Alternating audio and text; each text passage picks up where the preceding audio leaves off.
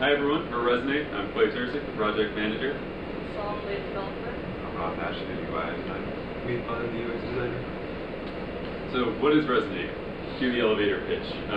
Resonate is a native app for iOS and Android that allows users to find playlists according to their location. Think about it this way. Imagine you're going to a new place and you're curious what people in that place listen to in terms of music and artists. Or you're just wondering what people in your hometown are doing right now. Where are their music tastes at? Our app is the perfect app for you. Not only that, but it further allows you to filter down these playlists by mood and activity. Here you can see a user logging in.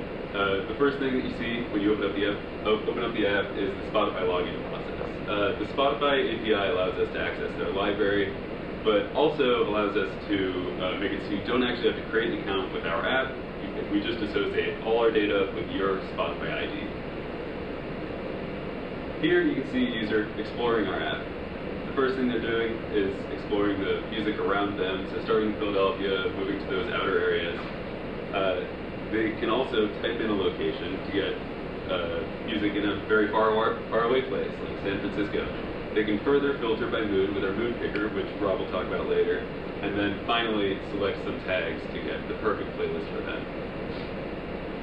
You can see once it starts playing that we have this undulating pattern behind our mood picker. We felt like this kind of went with our name and our brand to emphasize the fact that it's all about resonating with the location, resonating with the people around you. Finally, here's our creation process. As you can see, it's pretty similar to the exploration process, except instead of looking for a playlist, you're creating one. You upload a photo, like a banana photo, and you create a name and a description if you want. And then from there, you can use our track set, which is a method we developed to make the creation process a little bit more fun. After that, all you got to do is put a location on the map, pick a mood, and select some tags.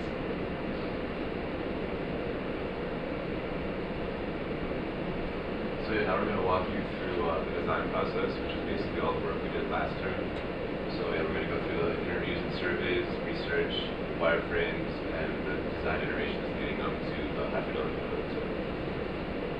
Alright, so before diving right into the research and design, we wanted to understand our own project first.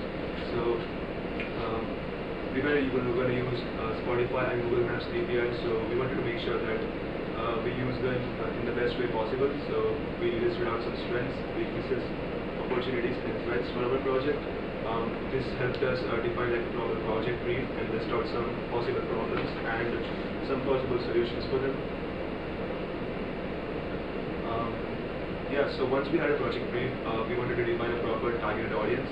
So our research showed us that most of the users who use online music streaming services were between the age of 14 to 39, which is mainly students and young professionals. So we sent out some surveys to know more about their music tastes, the features they liked, and the features they disliked, followed by some semi-structured user interviews, which helped us identify how the users associate moods with music and all that. So what were some major findings from those interviews? The first one was music and activity. So we found out that people like to listen to music while doing certain activities like exercising or cycling or studying. Second one was musical travel. We found out that our users listen to music while traveling to different places and exploring different playlists in the new place that they're going. And the third one was musical sharing. So this idea of sharing your music with the world or with your friends was really popular. The idea of top charts were really popular these days.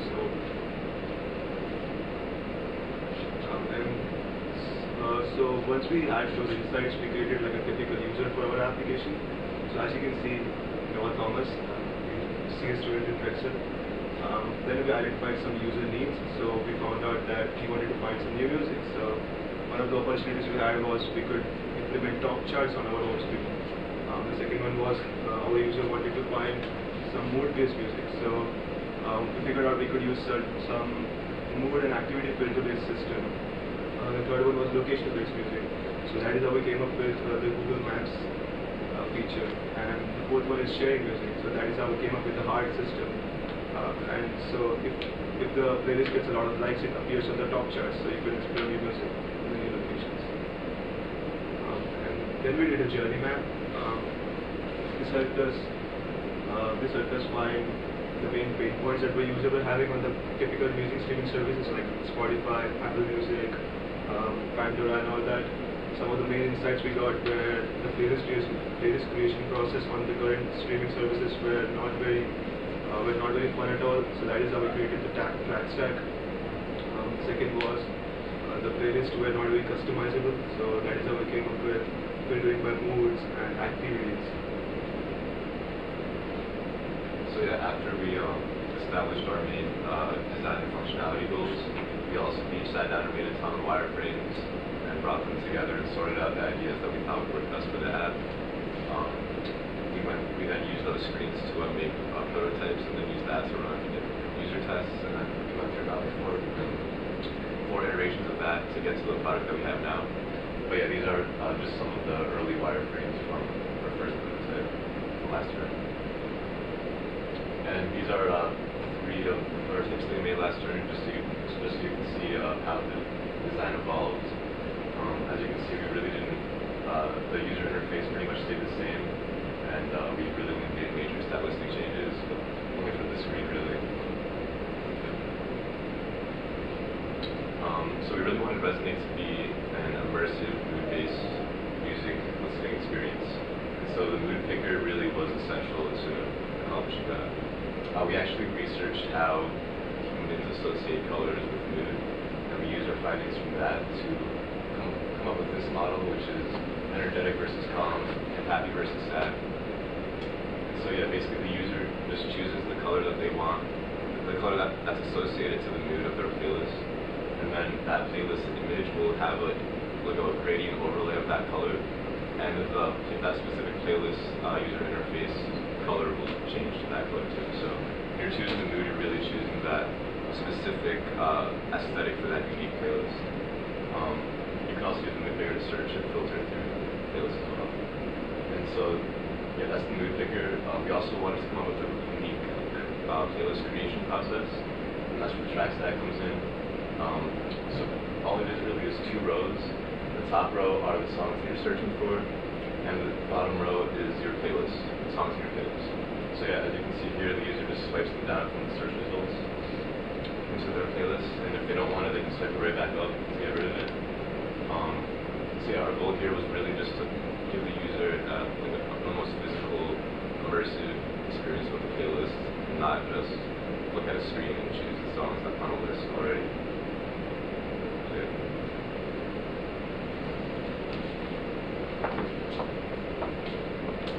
So once we had our final, high-fidelity prototype to finalize our designs and our features, we began our development process during our second term. So starting with the interface, we first reproduced our designs in the mobile framework that we chose to work with. And along with that, plenty worked on the back end, starting the handle on the server and database setup, so that later in the future, when we had our UI done, we can quickly integrate and test it with the database. Once we had those ready, we then moved on to the API integration with our core features. So before we jumped right into the coding, the first thing I did was researching the mobile framework that could support both iOS and Android for native application. There were a lot of options available on the market, such as PhoneGap, Flutter, PhoneGap and Flutter, etc. That supported what we were looking for. But then we decided to go with React Native because it provided us such a work environment. It can be easily distributed and synced among our team members. And due to the fact that the React Native is based on components, we are able to break down our application into different pieces and later put together those pieces into more complete components or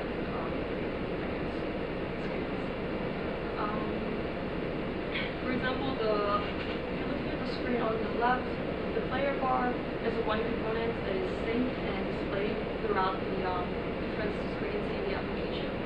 The mood picker is also one component that is called from multiple views, but is used for different purposes.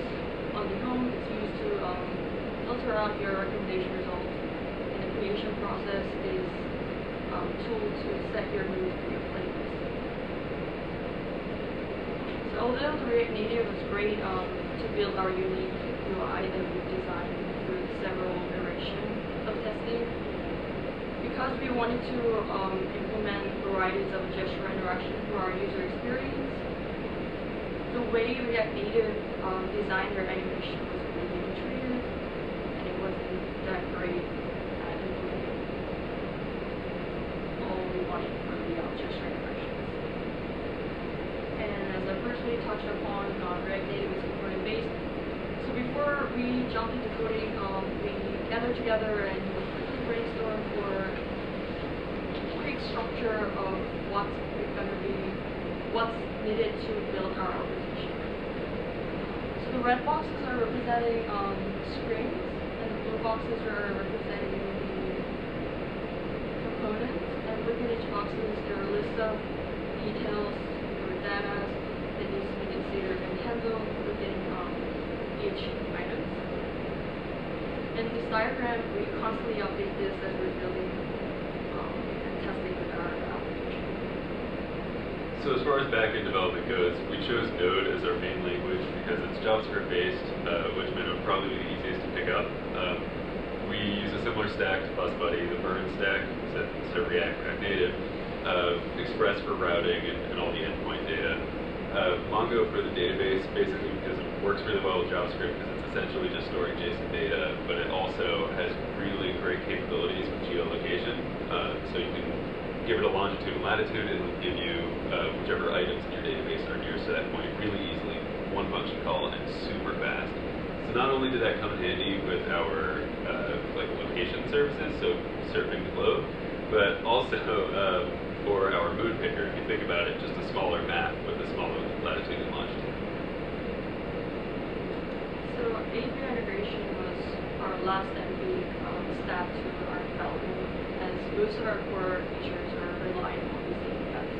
Our location-based recommendations and integrations with Spotify were enabled by using Google Map API and Spotify API. The use of these APIs really expedited our development, as we're able to grab the essential data that was needed to build our core features without writing a code for every single task to get something that we needed for those features. And that being said, Google Map was used in collecting data from users' current location and their search location so that it can be stored and processed in MongoDB to query the location-based recommendations for users. It also supported the customization of its styles, so we're able to use it to change its color schemes to fit our design. So obviously we couldn't create our own music database. We don't have the resources for that. So the Spotify API and SDK are the next best thing. We entered a somewhat transitionary period for Spotify. They had recently updated their API to allow more users to have access to it, meaning free users can use it with ads, of course, and it allowed for offline storage of songs. Though the React Native community is not quite up to date with that, so we did find some trouble in that as the libraries that React Native has access to are somewhat deprecated. Though we pushed through it, and it's almost entirely functional at this point. So that all culminated in our final product in Resonate. Next steps are to, once the libraries are updated for Spotify, get those working in our app.